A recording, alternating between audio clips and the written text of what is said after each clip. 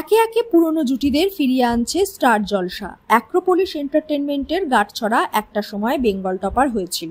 হরিঋদ্ধির জুটি মন জয় করেছিল, তাই কয়েক বছরের ব্যবধানে জলসা আবার ফিরিয়ে আনলো গৌরব এবং সোলাঙ্কিকে। এলা এবং গোড়ার কাহিনী নিয়ে স্টার জলসায় আসছে নতুন গল্প, তবে কাহিনীতে আছে নতুনত্ব। প্রযোজনা সংস্থার পক্ষ থেকে এমনটাই জানানো হয়েছে। গৌরব চ্যাটার্জি ছাড়াও এই সিরিয়ালে আছে আরও একজন নায়ক। স্টার জলসার বালিঝড়ের পর অভিনেতা কৌশিক আবারও কামব্যাক করছেন। এই ধারাবাহিকের মাধ্যমেই দেখা যাবে তাকে।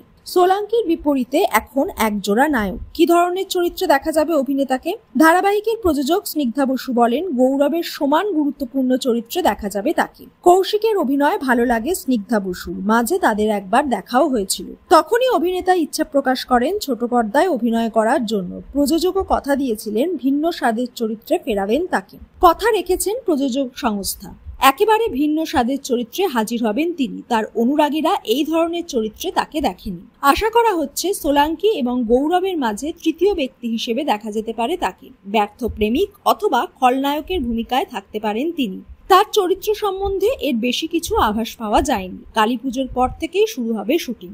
এর আগে সোলাঙ্কির সঙ্গে দেখা গেছে কৌশিককে। ছোট পর্দার পাশাপাশি বড় পর্দা এবং ওয়েব সিরিজেও অভিনয় করেছেন সোলাঙ্কি রায় এবং কৌশিক। সোলাঙ্কির সঙ্গে বিষহরিতে কাজ করেছেন অভিনেতা।